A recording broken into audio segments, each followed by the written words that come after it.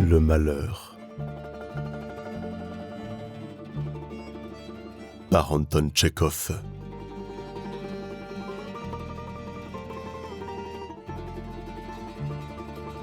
Traduction de Denis Roche.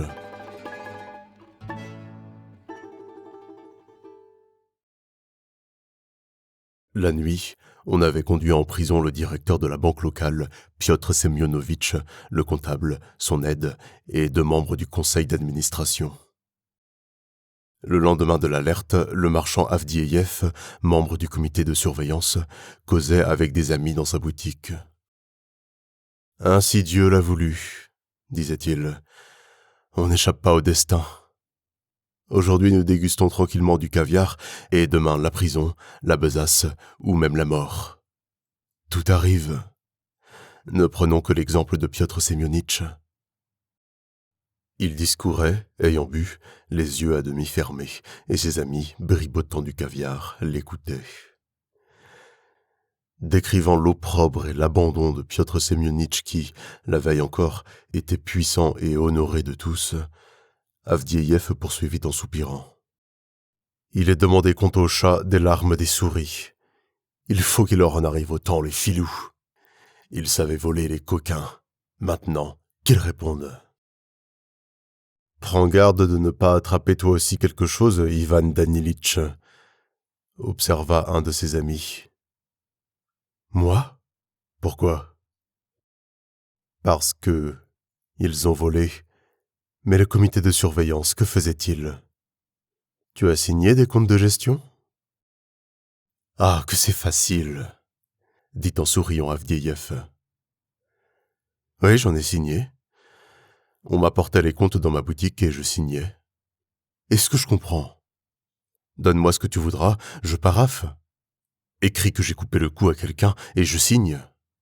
Je n'ai pas le temps de démêler.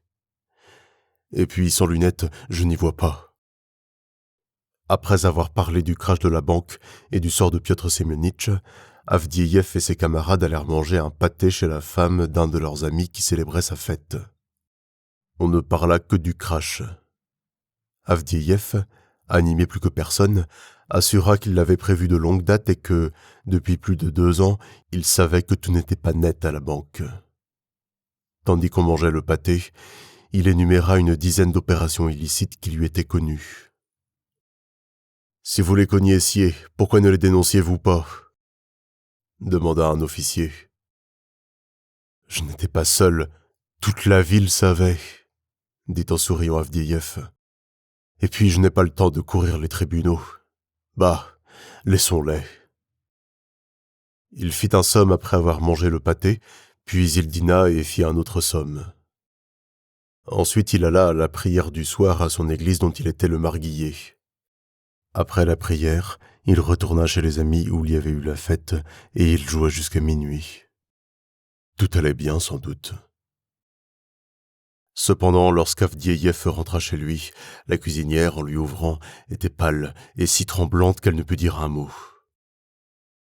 Sa femme Elisaveta Trofimovna, vieille femme corpulente et soufflée, était assise, ses cheveux gris en désordre, dans la salle sur un divan, tremblant de tout le corps, et elle roulait comme si elle eût été ivre, des yeux égarés.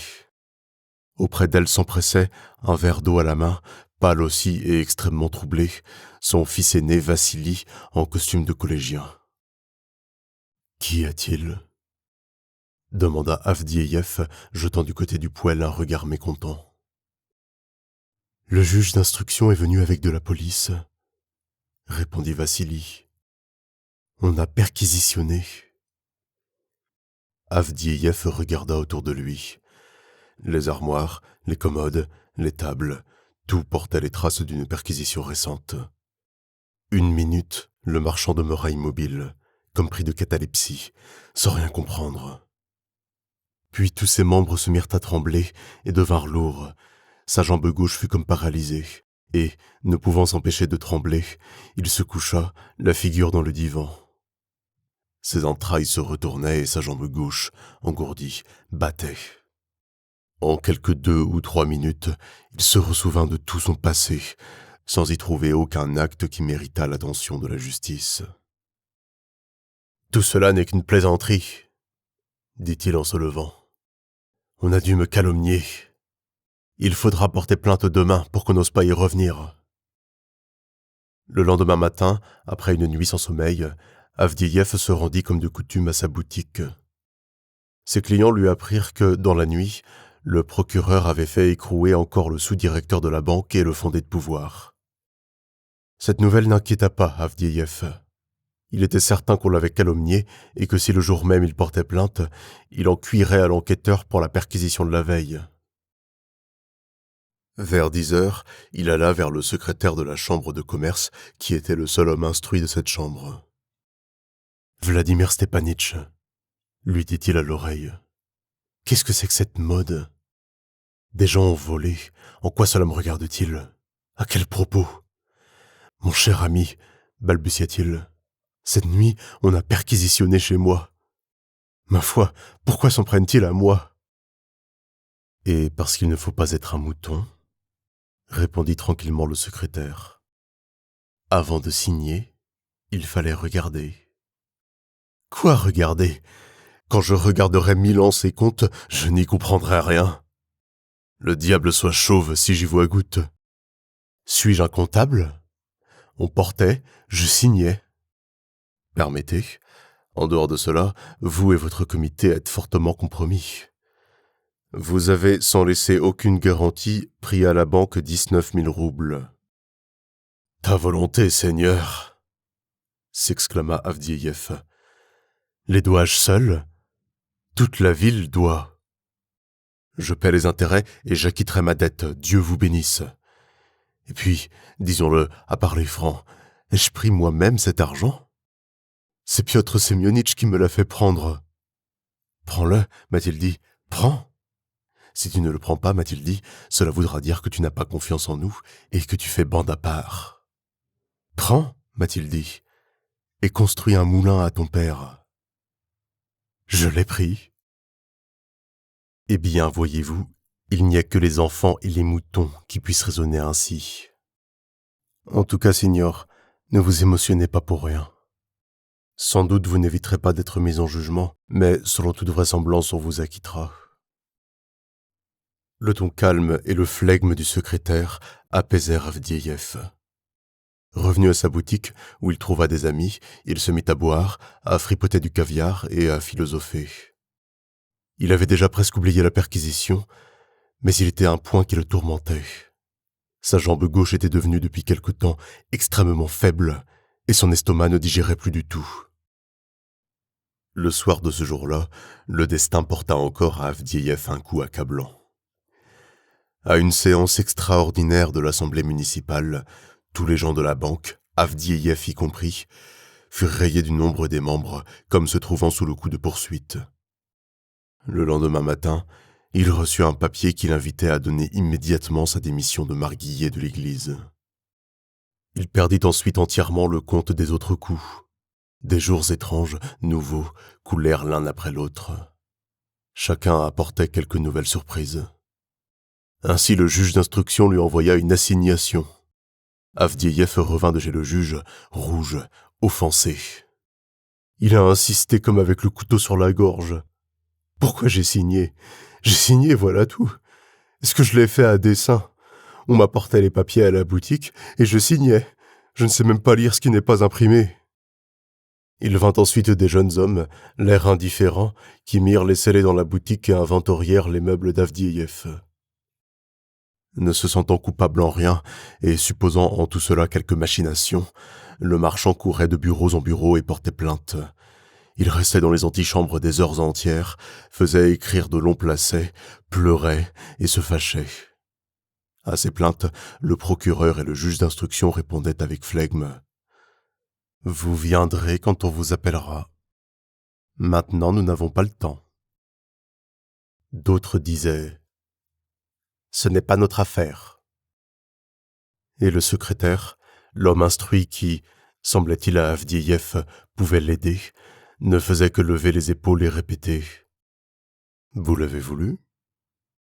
Il ne faut pas être un mouton. » Le vieillard multipliait ses démarches, et sa jambe était toujours molle, et son estomac digérait de plus en plus mal. Quand l'oisiveté lui pesa et que la gêne commença, il résolut de s'en aller chez son père au moulin ou chez son frère et de s'y occuper du commerce des blés. Mais on ne le laissa pas quitter la ville. Sa famille partit. Il resta seul. Livré à lui-même, sans travail et sans argent, l'ancien marguillier passait des journées entières dans les boutiques de ses amis, buvait, mangeait et écoutait des conseils. Le matin et le soir, pour tuer le temps, il allait à l'église. Il regardait les images pendant des heures, sans prier. Il pensait. Sa conscience était pure, et il s'expliquait sa situation par quelque erreur ou un malentendu. À son avis, tout venait de ce que le juge d'instruction et les autres fonctionnaires étaient jeunes et inexpérimentés. Il lui paraissait que si quelque vieux juge eût pu causer avec lui, âme à âme et en détail, tout serait rentré dans l'ordre coutumier. Il ne comprenait pas les juges, et les juges, lui semblait-il, ne le comprenaient pas. Des jours passèrent encore, et enfin, après de longs et fastidieux délais, le temps du jugement arriva. Avdieyev emprunta 50 roubles, fit provision d'alcool pour sa jambe et de simple pour son estomac, et partit pour la ville où siégeait le tribunal. L'affaire se prolongea 1 semaine et demie. Avdieyev, tout le temps, resta assis au milieu de ses compagnons d'infortune, avec le sérieux et la dignité qui conviennent à un homme honorable, injustement accusé, écoutant et ne comprenant absolument rien. Il s'irritait de ce qu'on le tint longtemps en jugement, de ce qu'il ne pouvait trouver de maigre nulle part, et de ce que son défenseur ne le comprenait point et ne disait pas, à son avis, ce qu'il aurait dû dire. Les juges aussi, lui parut-il, ne jugeaient pas comme il fallait. Ils ne faisaient presque aucune attention à lui, ne lui posaient que tous les 3 jours une question, et ces questions encore étaient d'un ordre tel qu'en y répondant, Avdieyev chaque fois excitait le rire du public. Quand il essayait de parler de ses pertes et de son désir d'être remboursé de ses dépenses, son défenseur se retournait vers lui et lui faisait une grimace incompréhensible. Le public riait et le président déclarait que ce n'était pas la question. Lorsqu'on lui demanda s'il n'avait rien à ajouter, il ne dit pas ce que lui avait enseigné son défenseur, mais toute autre chose qui excita encore le rire. Durant les angoissantes heures où le jury délibéra, Avdieyev resta assis au buffet sans songer aucunement au juré. Il ne comprenait pas qu'on délibérât si longtemps lorsque tout était si clair, et il ne comprenait pas le besoin qu'on avait de lui. Il eut faim et demanda quelque chose de maigre et de bon marché. On lui donna pour 40 kopecks une espèce de morceau de poisson froid avec des carottes. Sitôt qu'il l'eut mangé, il le sentit aller et venir comme une lourde boule dans son estomac. Lorsqu'ensuite il écouta le chef du jury lire les questions posées, ses entrailles se retournaient toutes. Une sueur froide mouillait son corps, et il ne sentait plus sa jambe gauche. Il n'entendait pas, il ne comprenait rien, et il souffrait intolérablement de ne pouvoir pas écouter le chef du jury, assis ou étendu. Quand enfin on lui permit, ainsi qu'à ses compagnons, de s'asseoir, le procureur se leva et dit quelque chose d'inintelligible pour lui. Des gendarmes, comme sortis de terre, apparurent sabres nus et entourèrent tous les inculpés. On ordonna à Avdieyev de se lever et de marcher. Avdieyev comprit alors qu'on l'avait déclaré coupable et qu'on l'arrêtait. Mais il ne s'en effraya pas encore et ne s'en étonna pas. Le dérangement de son estomac était tel qu'il ne pouvait se soucier d'autre chose. « On ne nous laisse donc pas retourner à l'hôtel » demanda-t-il à un de ses compagnons. « Et moi qui ai dans ma chambre 3 roubles d'argent et un quart de livre de thé pas entamé ?» Il passa la nuit au commissariat de police et ne fit, tout le temps, que ressentir du dégoût pour le poisson et songer à ses 3 roubles et à son quart de livre de thé. Le matin, à l'aube, quand le ciel commençait à bleuir, on lui ordonna de s'habiller et de marcher. 2 soldats, baïonnettes et fusils, le conduisirent à la prison. On ne le faisait pas passer sur le trottoir, mais au milieu de la rue, dans la neige sale et fondante. Son estomac était toujours aux prises avec le poisson. Sa jambe gauche était sans force. Il avait oublié ses caoutchoucs, il ne savait tout, au tribunal ou au commissariat, et ses pieds étaient glacés. 5 jours après, on reconduisit tous les prévenus au tribunal pour le prononcer de la sentence. Avdieyev entendit qu'il était condamné à la relégation dans le gouvernement de Tobolsk. Et cela non plus ne l'effraya pas, ni ne l'étonna. Il lui semblait que le procès n'était pas fini, que les choses traînaient encore et qu'il n'y avait pas encore de véritable décision. Il attendait en prison chaque jour cette décision. Au bout de 6 mois seulement, quand sa femme et son fils Vassili vinrent lui dire adieu, quand il reconnut à peine dans la vieille, maigre et misérablement vêtue qui lui apparut, sa corpulente et majestueuse femme, Elisaveta Trofimovna, quand il vit à son fils, au lieu de son vêtement de collégien, un veston de commis tout usé et des pantalons de mauvaise toile, il comprit que son sort était réglé et que, quelle que pût être une nouvelle décision, elle ne lui rendrait pas son passé.